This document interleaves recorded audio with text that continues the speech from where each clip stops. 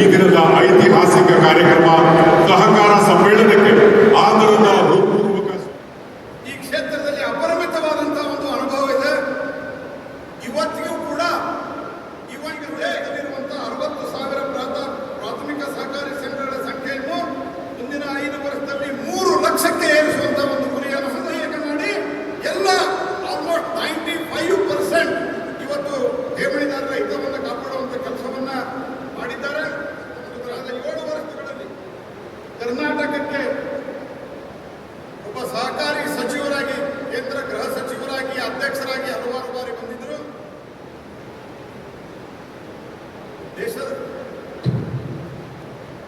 ದೇಶದ ಅನುಭವವನ್ನು ಸನ್ಮಾನ್ಯ ನಮ್ಮೆಲ್ಲರ ನಾಯಕರಾದಂತಹ ಸನ್ಮಾನ್ಯ ಅಮಿತ್ ಶಾ ಅವರೇ, ಸನ್ಮಾನ್ಯ ಬಸವರಾಜ ಬೊಮ್ಮಾಯಿ ಅವರೇ, ಅವರಿಗೆ ತುಂಬ ಹೃದಯದ ಅಭಿನಂದನೆಗಳನ್ನು ಹೇಳಿ ನನ್ನ ಮಾತನ್ನು ಮುಕ್ತಾಯ ಮಾಡ್ತೀನಿ. ಎಲ್ಲ ನಮಸ್ಕಾರ. ಎಲ್ಲ ಸಹಕಾರಿ ಬಂಧುಗಳಿಗೆ ತಮ್ಮೆಲ್ಲರಿಗೂ ಸ್ವಾಗತ ಬಯಸಿ, ಮಾಧ್ಯಮ ಸ್ನೇಹಿತರಿಗೆ ತಮಗೆಲ್ಲ ಸ್ವಾಗತ ಬಯಸಿ ನನ್ನ ಸ್ವಾಗತ ಭಾಷಣ ಮುಗಿಸ್ತೀನಿ. ಜೈ ಹಿಂದ್, ಜೈ ಕರ್ನಾಟಕ. ಪಾಲ್ಚಾರರಿಗೆ ಸ್ವಾಗತವನ್ನು ಬಯಸ್ತೇನೆ. ಆತ್ಮೀಯ ಬಂಧುಗಳೇ, ಗೌರವಾನ್ವಿತ ಸಹಕಾರ ಬಂಧುಗಳೇ, ಕೇಂದ್ರ ಸರ್ಕಾರ ಐತಿಹಾಸಿಕ ಅಗ್ರಿಕಲ್ಚರ್ ಇದನ್ನು ಬೇರೆಯನ್ನು ಮಾಡಿ ಕೇಂದ್ರದಲ್ಲಿ ಸಹಕಾರ ಸಚಿವ ಒಂದು ಇದನ್ನು ಪ್ರತ್ಯೇಕವನ್ನು ಮಾಡುವ ಮುಖಾಂತರ ನಮ್ಮ ಸಹಕಾರಿಗಳ ಬೇಡಿಕೆಯನ್ನು ಈಡೇರಿಸಿದ್ದಾರೆ. ನಿಮ್ಮೆಲ್ಲರ ಪರವಾಗಿ ಪ್ರಧಾನಮಂತ್ರಿ ನರೇಂದ್ರ ಮೋದಿ ಅವರಿಗೆ ನಾನು ತುಂಬ ಹೃದಯದ ಅಭಿನಂದನೆಗಳನ್ನು ಈ ಸಂದರ್ಭದಲ್ಲಿ ಕೊಡ್ತಕ್ಕಂಥ ಅನೇಕ ಸಹಕಾರ ಕ್ಷೇತ್ರ ಇರ್ತಕ್ಕಂಥ ಕರ್ನಾಟಕದಲ್ಲಿ ಇವತ್ತು ಬೇಕಾದ ಸವಲತ್ತುಗಳಿರ್ಬೋದು, ಕೇಂದ್ರ ಸರ್ಕಾರದಿಂದ ಬರ್ತಕ್ಕಂಥದ್ದಿರ್ಬೋದು, ಏನೆಲ್ಲ ಅಡಚಣೆಗಳಿದೆ, ಅಮೆಂಡ್ಮೆಂಟ್ ಇದೆ, ಅದೆಲ್ಲವನ್ನ ಕೊಡ್ತಕ್ಕಂಥದ್ದಕ್ಕೆ ತೀರ್ಮಾನವನ್ನ ಮಾಡ್ತಾ ಇದ್ದೀವಿ. ಅದೇ ಥರ ನಮ್ಮ ನಿಮ್ಮೆಲ್ಲರ ಅಚ್ಚುಮೆಚ್ಚಿನ ನಾಯಕರು ಬಸವರಾಜ ಬೊಮ್ಮಾಯಿ ಅವರು ಮಾಡ್ತಕ್ಕಂಥದ್ದು 16% ಎಬವ್ ಸಾಲವನ್ನು ಕೊಡ್ತಕ್ಕಂಥದಕ್ಕೆ ತೀರ್ಮಾನವನ್ನು ತೆಗೆದುಕೊಂಡು 21 DCC ಬ್ಯಾಂಕ್ ಅಫೆನ್ಸ್ಗಳನ್ನ ಅಭಿನಂದನೆಗಳನ್ನು ಹೇಳಿ ನನ್ನ ಮಾತನ್ನು ಮುಕ್ತಾಯ ಮಾಡ್ತೀನಿ. ಎಲ್ಲ ನಮಸ್ಕಾರ.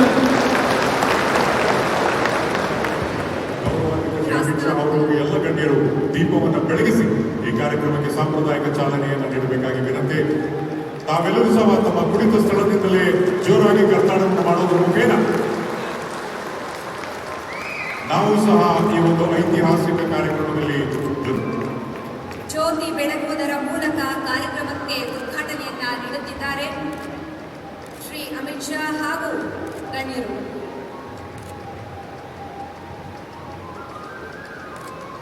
The traditional lighting of the lamp signifies the entry into the Sahakara Bank ಲಾಂಛನ ಬಿಡುಗಡೆಯನ್ನು ಶ್ರೀ ಅಮಿತ್ ಶಾಜಿ ಅವರು ನಡೆದುಕೊಡಬೇಕಾಗಿ ವಿನಂತಿ. ಅದಕ್ಕೆ ನಂದಿನಿ ಕ್ಷೀರ ಸಂಸ್ಥೆ request the honourable home minister and cooperation minister governor of India Shri Amit Shaji kindly inaugurate. Thank you sir. ಇನ್ನು ಸೌಹಾರ್ದ ಸಹಕಾರಿ ಸೌಧದ ವರ್ಚುವಲ್ ಉದ್ಘಾಟನೆ, ವರ್ಚುವಲ್ ಇನಾಗ್ರೇಷನ್ ಆಫ್ ಸೌಹಾರ್ದ ಸಹಕಾರಿ ಸೌಧ by Shri Amit Shaji. Virtual inauguration.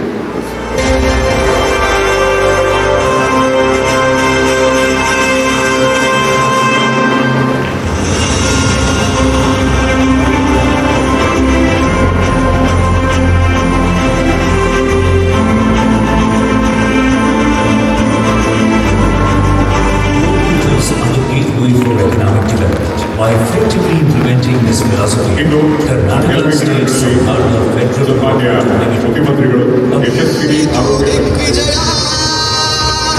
Hindu ಮತ್ತೊಮ್ಮೆ ಸಿದ್ಧ ಅಂದಾಯಿತು ದಿಗ್ವಿಜಯ, ಹಿಂದೂ ಮತ್ತೊಮ್ಮೆ ಸಿದ್ಧ. ದೇವೇಗೌಡರು ಹಾಗೂ ಶ್ರೀ ಕೃಷ್ಣಾರೆಡ್ಡಿ ಅವರು ನಾಡಿನ ಸಮಸ್ತ ಜನತೆಯ ಪರವಾಗಿ ಶ್ರೀ ಅಮಿತ್ ಶಾ ಅವರಿಗೆ ಗೌರವಾರ್ಪಣೆಯನ್ನು ಇದೀಗ ಸಲ್ಲಿಸ್ತಾ ಇದ್ದಾರೆ.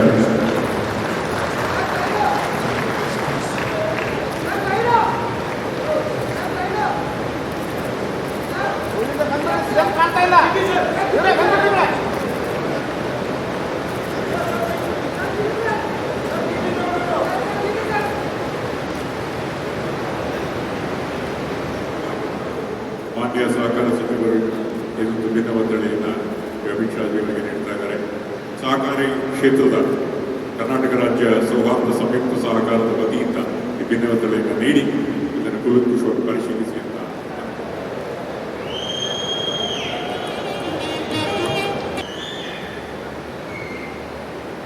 मेरे साथ मंच पर उपस्थित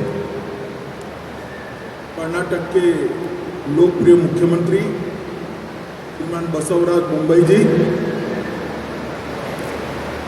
मोदी जी की कैबिनेट में मंत्री और मेरे मित्र भाई प्रहलाद जोशी जी,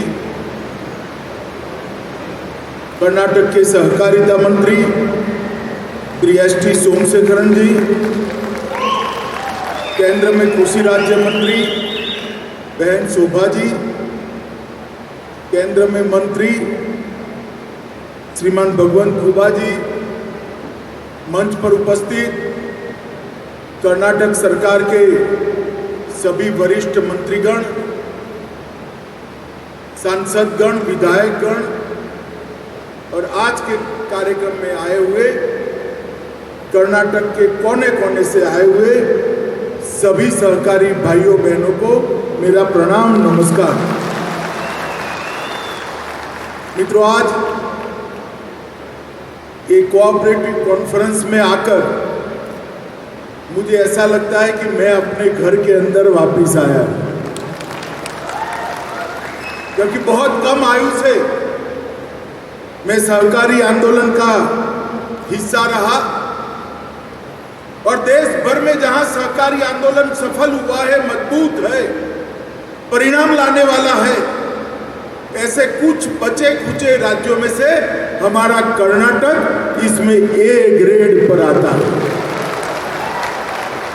कर्नाटक का सहकारिता आंदोलन देश में सबसे पुराना माना जाता है। जब मैं यहां आया हूं तब श्री सिद्धन गौड़ा और श्री रामन गौड़ा पाटिल को स्मृति कर कर, याद कर कर, उनको प्रणाम कर कर मेरी बात की शुरुआत करना था। 1905 में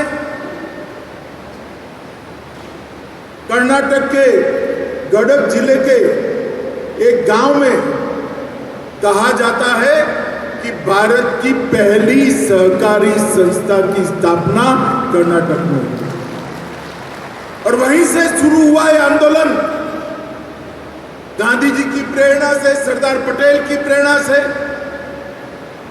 अलग अलग समय पर डॉक्टर त्रिभुवन दास पटेल, महाराष्ट्र के गाडगिल जी, अनेक लोगों ने ये पौधे को सींचने का काम किया और आज ये पौधा एक वटवृक्ष बनकर पूरी दुनिया के सहकारिता आंदोलन के सामने गौरव के साथ खड़ा। आज 1905 से शुरू हुई यात्रा को पीछे मुड़कर देखते हैं तो 60,000 करोड़ के टर्नओवर वाली एक दूध की कोऑपरेटिव अमूल भी दिखाई पड़ती है। एक छोटी सी संस्था महिलाओं ने साथ में बनकर बनाई हुई लिज्जत पापड़ के ब्रांड से देश के 35 देशों में अपना एक्सपोर्ट कर रही है। दुनिया के सबसे बड़े खाद बनाने वाले कारखानों में सुमार, इफ्को और क्रिप्को दोनों सहकारी संस्था है और अभी नंदिनी का लोगो हमने पारित किया। नंदिनी भी 17,000 करोड़ तक पहुंचने वाली कर्नाटक की प्रमुख सहकारी संस्था। सहकारिता ने न केवल राष्ट्र में कृषि गतिविधियों को, ग्रामीण गतिविधियों, ग्रामीण विकास को मजबूत करने का काम किया है, इसके साथ साथ देश के अर्थतंत्र को गति देने का काम भी यही सहकारी आंदोलन है। देश के अर्थतंत्र को गति तो दिया ही दिया, साथ में पूरे मुनाफे को सम प्रकार से सबके बीच में बांटकर गरीब लोगों की आय की वृद्धि करने का काम भी यही सहकारिता आंदोलन ने किया। अगर आज जब मैं यहां आया हूं तब एक और तो बहुत बड़ा पोटेंशियल कोऑपरेटिव मूवमेंट का आगे आने वाले दिनों में हम देख रहे हैं, बहुत बड़ा पोटेंशियल में देख रहे हैं। परंतु कुछ चुनौतियां भी। आज इस कॉन्फ्रेंस में जो सहकारिता के कार्यकर्ता आए हैं, अगर हमें चुनौतियों के साथ निपटते नहीं हैं तो आने वाले दिनों में अगली पीढ़ी को सहकारिता का आंदोलन हम नहीं देंगे। मित्रों, ये वर्ष आजादी का अमृत महोत्सव का वर्ष। प्रधानमंत्री जी ने तय किया है कि आजादी के अमृत महोत्सव के वर्ष से लेकर आजादी के शताब्दी के वर्ष तक, 75वें वर्ष से लेकर 100वें वर्ष तक, ये कालखंड को पूरा देश अमृत काल के रूप में मनाएगा। और आजादी का अमृत वर्ष, अमृत महोत्सव का ये वर्ष संकल्प लेने का वर्ष है और शताब्दी तक ये संकल्प के सिद्धि का कालखंड है। सब क्षेत्रों में भारत की जनता ने कुछ संकल्प लेने पड़ेंगे। मैं आज यहां आया हूं तब कहना चाहता हूं, देश के सफल सहकारिता आंदोलन में से एक कर्नाटक का सहकारिता आंदोलन है। उस वक्त कर्नाटक के सहकारिता आंदोलन के सारे सहकारी कार्यकर्ताओं ने भी एक संकल्प लेना पड़ेगा कि 100 साल जब होंगे देश के, कर्नाटक के हर गांव में सहकारिता की भूमिका को हम बढ़ाएंगे, इसमें पारदर्शी बनाएंगे, इसको भरोसे लायक बनाएंगे और गरीबी उन्मूलन और कृषि विकास, ग्रामीण विकास के क्षेत्र में सहकारिता आंदोलन को अनिवार्य बनाएंगे। अगर हम ये तय करते हैं तो मित्रों, मैसूर सहकारी अधिनियम 1905 से ये शुरू हुआ आंदोलन, मुझे विश्वास है जब शताब्दी आएगी तब पूरे भारत में कर्नाटक के सहकारिता आंदोलन को सुवर्ण अक्षर से लिखा हुआ हम प्राप्त करेंगे। मित्रों, सहकार से समृद्धि के सर्जन का विजन हमारे देश के प्रधानमंत्री नरेंद्र मोदी जी ने हमारे सामने रखा। नरेंद्र मोदी जी ने कृषि की आय दोगुनी करने के लिए अनेक विध उपाय किए। इसके अंदर एफपीओ भी है, पैक्स को मजबूत करना भी है, सहकारिता विभाग का गठन भी है, सहकारिता विभाग के साथ मछली पालन और दुग्ध उत्पादन को भी मजबूत करना है। अनेक विध उपायों को मोदी जी ने कृषि की आय दोगुना करने के लिए दिया है और मुझे लगता है देश के प्रथम सहकारिता मंत्री नाते मुझे लगता है कि इसमें सहकारिता आंदोलन की बहुत बड़ी भूमिका मैं देख रहा हूं, जो भूमिका का निर्वहन हमने करना पड़ेगा।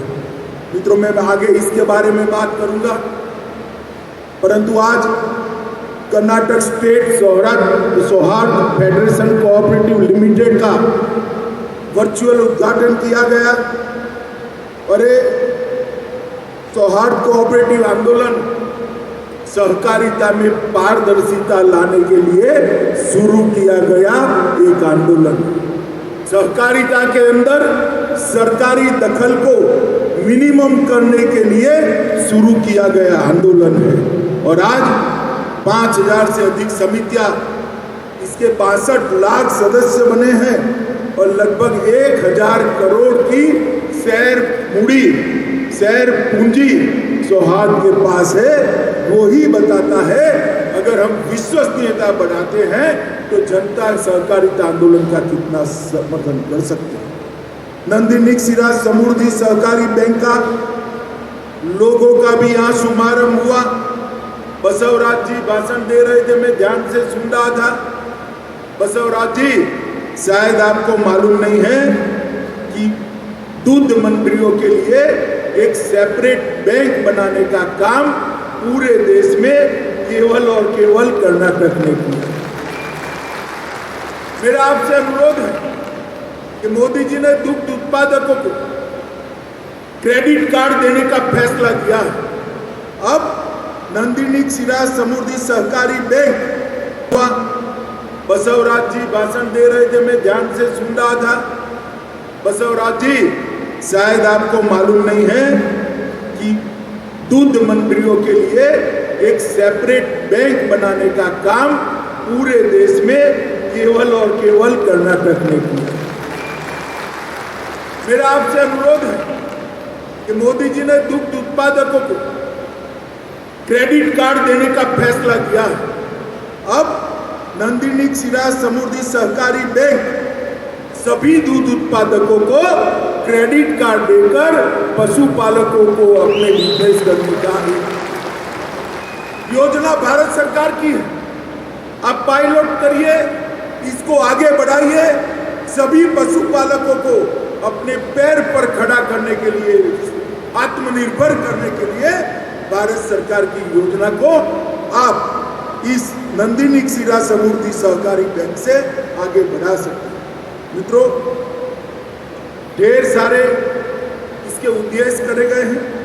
डेयरी विकास और प्रोसेसिंग के गतिविधियों के लिए फाइनेंस करेगा, कम ब्याज पर फाइनेंस करेगा, बुनियादी ढांचे के लिए और वर्किंग कैपिटल दोनों के लिए लोन देगा और दूध उत्पादकों के समग्र विकास में भी सहायता करने का काम करेगा। मैं आज बहुत आनंद और हर्ष के साथ आपको शुभकामनाएं देना चाहता हूं कि ये अपने सफलता के चरम सीमा तक पहुंचे। मित्रों, देश के प्रधानमंत्री नरेंद्र मोदी जी ने आजादी के अमृत महोत्सव के वर्ष में एक निर्णय किया, सहकारिता विभाग को अलग करने। बहुत सालों से कोऑपरेटिव के क्षेत्र में काम करने वालों की मांग थी कि भारत सरकार में सहकारिता विभाग अलग होना चाहिए, कृषि विभाग का एक अंग नहीं होना चाहिए। मोदी जी ने सालों के बाद, 75 साल के बाद इस बात को स्वीकार कर सहकारिता आंदोलन को बहुत बड़ा समर्थन करने का काम किया है, जो सहकारिता विभाग अब एक्सक्लूसिवली कोऑपरेटिव की चिंता भारत सरकार में करेगा। और मेरे लिए बड़ा गर्व का विषय है कि देश का पहला सहकार मंत्री बनने का गौरव भी उन्होंने मुझे दिया है। मित्रों, 1958 से लेकर कई सारी समितियों की कोऑपरेटिव के लिए जो सिफारिश है वो पेंडिंग पड़ी रही है, फाइलों पर धूल जम चुकी है। हमने सारी धूल उखाड़ दी है। 6 महीने के अंदर सहकारिता क्षेत्र में आमूल चूर परिवर्तन के लिए भारत सरकार देश के सभी सहकारिता मंत्रियों का सम्मेलन बुलाने जा रही है। मित्रों, आज मैं जब यहाँ आया हूँ तब सभी कोऑपरेटिव के मित्रों को कहना चाहता हूँ, हमने भी सहकारी क्षेत्र के अंदर पारदर्शिता लानी, हमारी विश्वसनीयता बढ़ानी, हमारे क्षेत्र के अंदर जो करप्शन घुसपैठ कर चुका है इसको रोकना होगा। चुनाव में पारदर्शिता लानी पड़ेगी, भर्ती को पारदर्शी तरीके से रिक्रूटमेंट बनाने पड़ेंगे और परचेसिंग में भी आने वाले दिनों में भारत सरकार कोऑपरेटिव्स के लिए भी जेम का उपयोग मंजूर करने वाली है। जेम के माध्यम से जब कोऑपरेटिव परचेस करेंगे करप्शन 0 हो जाएगा। ऑनलाइन जो सबसे सस्ता बेचता है उसी के पास से खरीदें। मगर ये सभी चीजें हमने एक सेल्फ डिसिप्लिन के नाते कोऑपरेटिव के अंदर लाना पड़ेगा। इस साल हमारी देश के वित्त मंत्री ने सहकारिता मंत्रालय के लिए 900 करोड़ से ज्यादा रुपए का बजट का घोषणा किया है। बहुत सारे इनकम टैक्स की रियायतें छोटी कोऑपरेटिव्स को, चीनी मिलों के लिए, कोऑपरेटिव चीनी मिलों के लिए लगभग 8000 करोड़ का फायदा टैक्सेशन का इस बजट में मोदी जी ने घोषणा किया है। और मित्रों, इंटरनेट के इस युग में भारत सरकार ने यह भी निर्णय किया है कि हम देश की 63,000 पैक्स का संपूर्ण कंप्यूटराइजेशन करेंगे। PACS, district cooperative bank, state cooperative bank और नाबार्ड चारों कृषि ऋण के क्षेत्र में एक ही सॉफ्टवेयर के आधार पर चलेंगे और ये सॉफ्टवेयर भी भारत की सब भाषाओं में उपलब्ध कराएंगे। ये होने के बाद जो पैक्स लिक्विडेशन में गए हैं, इसको रिवाइवल के लिए भी कुछ कानूनी सुधार सजेस्टिव रूप से हम राज्य सरकारों को भेजना चाहते हैं। 55 करोड़ रुपया एजुकेशन के लिए, कोऑपरेटिव एजुकेशन के लिए हमने दिया है और लगभग कोऑपरेटिव ऋण गारंटी के लिए भी एक कॉर्पस भारत सरकार बनाने जा रही है। नेशनल कोऑपरेटिव डेटाबेस आज भी नहीं है। नेशनल कोऑपरेटिव डेटाबेस के लिए भी भारत सरकार का सहकारिता मंत्रालय मोदी जी के नेतृत्व में काम कर रहा है।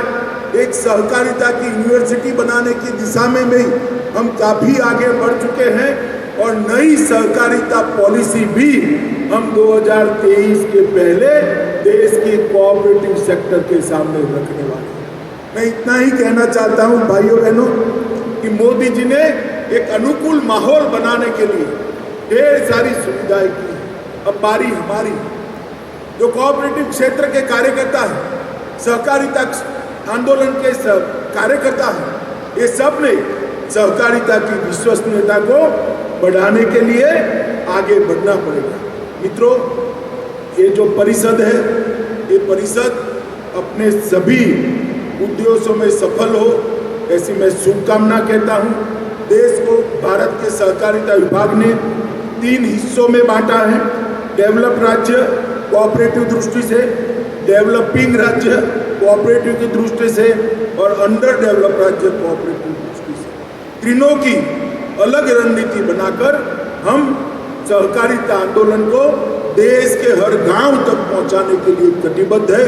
मुझे पूरा भरोसा है कि कर्नाटक का सहकारी आंदोलन, सहकारिता आंदोलन इसको चैलेंज के रूप में लेगा और कर्नाटक के हर गांव में ये पहुंचेगा। मित्रों, आज इस परिषद के अंदर जब मैं आया हूं तब एक और बात कहना चाहता हूं। कुछ पत्रकार मित्र, कुछ बड़े बड़े अर्थशास्त्री कोऑपरेटिव आंदोलन को आउटडेटेड आंदोलन कर मजाक उड़ा। मैं आज आप सभी के सामने कुछ आंकड़े रखना चाहता हूं। जितना भी एग्रीकल्चर क्रेडिट देश में दिया जाता है उसका 25% कोऑपरेटिव सेक्टर देता है। जितना भी खाद वितरण होता है उसका 35% कोऑपरेटिव सेक्टर करता है। खाद का उत्पादन 25% करता है। चीनी का उत्पादन 31% करता है। स्पिंडल का उत्पादन 29% करता है। दूध का उत्पादन 16% से ज़्यादा कोऑपरेटिव माध्यम से होता है। गेहूं की परचेज 15% से ज़्यादा कोऑपरेटिव सेक्टर करता है और धान की खरीदी 20% से ज़्यादा कोऑपरेटिव सेक्टर करता है और मछुआरों का बिजनेस 21% से ज़्यादा कोऑपरेटिव सोसाइटी। हम सब ने ये सभी क्षेत्रों में नए लक्ष्य तय करने चाहिए और नए लक्ष्यों को अचीव करने की रणनीति राज्य स्तर पर और देश के स्तर पर करनी चाहिए। बसवराज जी यहाँ पर बैठे हैं। बसवराज जी की सरकार ने भी बहुत अच्छे निर्णय कर्नाटक के लिए हैं और आपको उन्होंने बताया भी आने वाले दिनों में और मजबूती के साथ कर्नाटक का ये सहकारिता आंदोलन चलेगा, उसका मुझे विश्वास है। आज साच अर्थ में बहुत आनंद हो रहा है। इतनी बड़ी मात्रा में सहकारिता आंदोलन,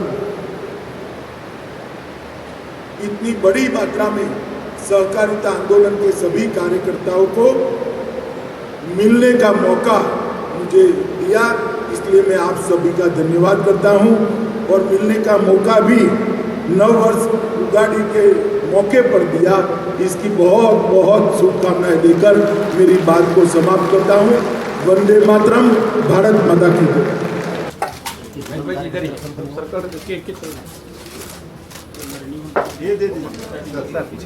ಪೂಜೆ ಮಾಡಿ ಓಕೆ ಇರಲಿ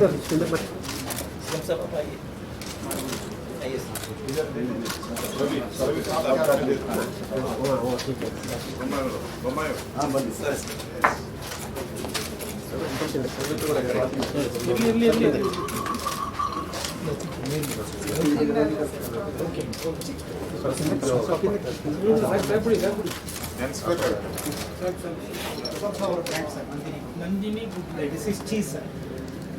So we have both mozzarella cheese and ghee sir.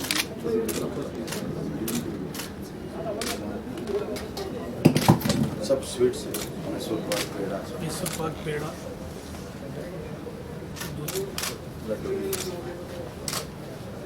Peda is very famous. वहाँ से भी क्लियर कर दो यार, हो गया अभी क्लियर कर दो। अभी आप आगे पहुँचो, प्लीज़ आगे पहुँचो यार, रास्ता क्लियर कर दो।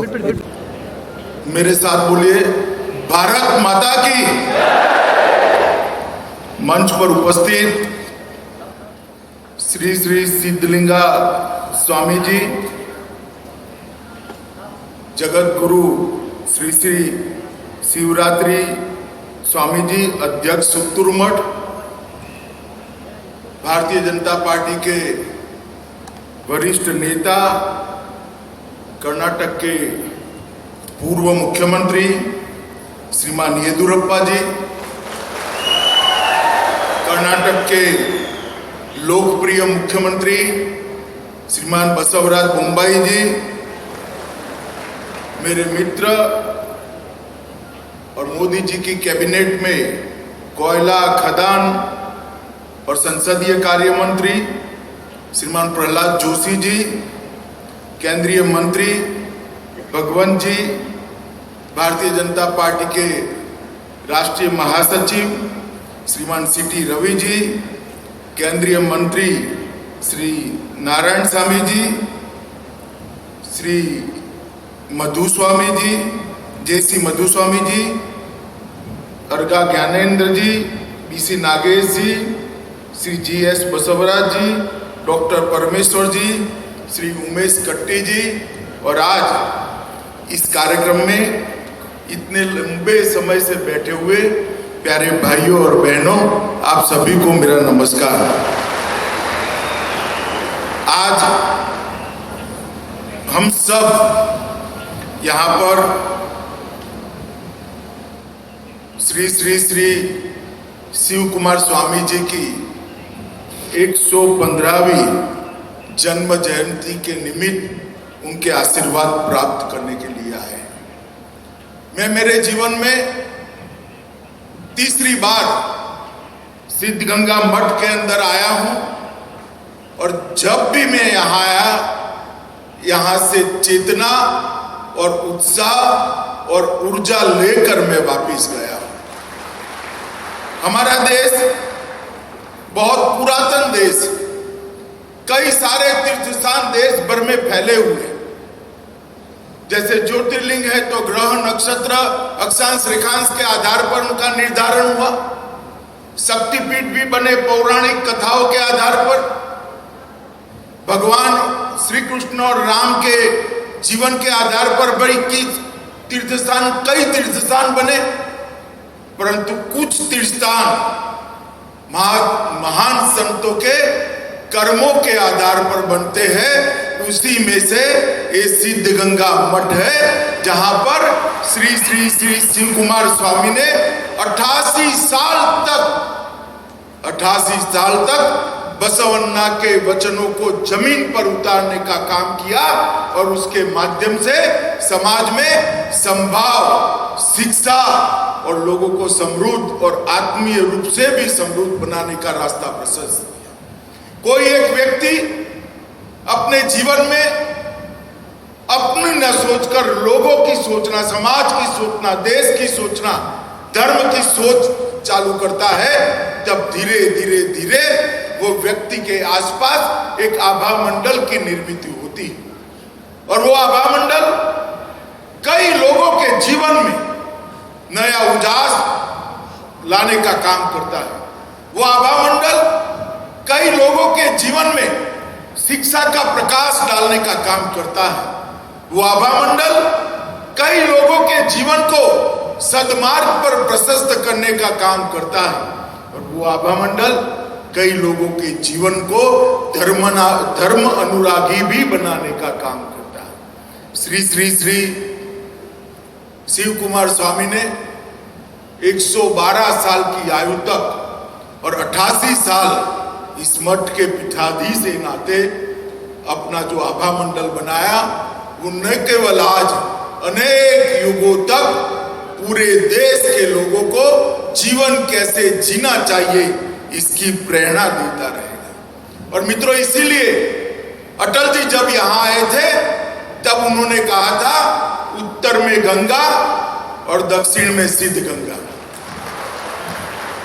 प्रहलाद भाई ने विषय तो बताया मगर उसका अर्थ नहीं बताया। मैं अर्थ भी बताना चाहता हूं। गंगा में स्नान करने से अनेक जन्मों के पाप का समूल नाश हो जाता है, ऐसी मान्यता है। सिद्ध गंगा मठ में आने से शिव कुमार स्वामी जी को आधुनिक युग का बसवन्ना भी सभी लोग कहते हैं। कई लोग उनको जीवत भगवान का भी नाम देते हैं। 1908 से लेकर वो मठ के प्रमुख 1930 में बने और जीवन के अंतिम सांस तक मठ को अनेक लोगों के जीवन का उद्धार का केंद्र बनाया। पक्षपात रहित समभाव के विचार को उन्होंने आगे लिया और बसवण्णा के सभी वचनों को जमीन पर उतारने का निष्ठापूर्वक प्रयास किया। उन्होंने त्रिविधा दशों के सिद्धांत को जमीन पर उतारा और सालों तक कई लोग इस सिद्धांत को आगे ले जाए, इस प्रकार का एक कर्म का संदेश दिया। संदेश कई प्रकार के, कोई अपने वचनों से देता है, कोई अपने ज्ञान से देता है, मगर शिव कुमार स्वामी जी ने अपने कर्म से संदेश दिया जो युगों युगों तक आगे याद रहने वाला है। अन्न, अक्षर और आश्रय, ये तीनों को इन्होंने चरितार्थ करने का काम किया। यहाँ पर मठ के अंदर जो भी आता है वो कभी भूखा वापिस नहीं जाता है। गरीब से गरीब बच्चे को यहाँ पर शिक्षा की व्यवस्था है, रहने की व्यवस्था है। मैं अभी पूछ रहा था सिद्धलिंगा स्वामी जी को कि कितने बच्चे हैं। 10,000 से ज्यादा समाज के हर वर्ग के गरीब बच्चे अपने जीवन को ज्ञान से प्रकाशित करने का काम ये मठ के तत्वाधान में कर रहे हैं।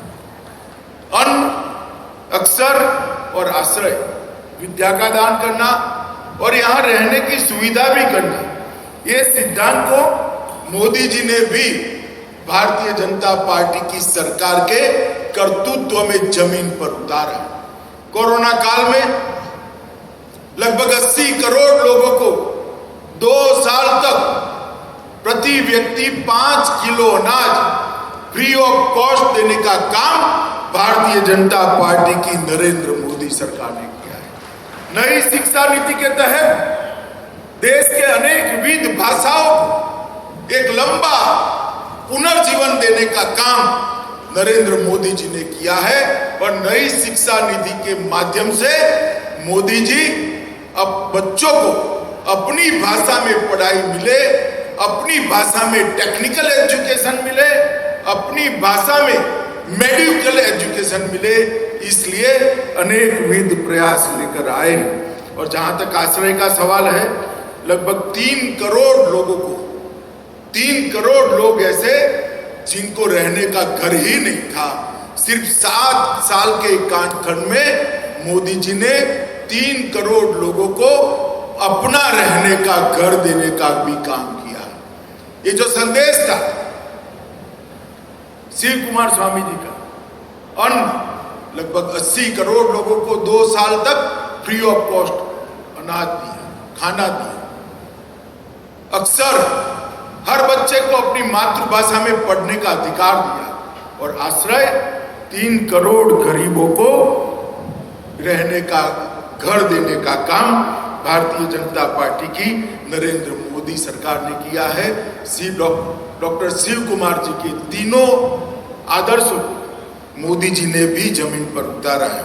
डॉक्टर शिव कुमार स्वामी जी ने शिक्षा के क्षेत्र में जो काम किया उसको भी समभाव के लिए हर समाज के हर जाति के बच्चे यहाँ पर पढ़े और आगे बढ़े।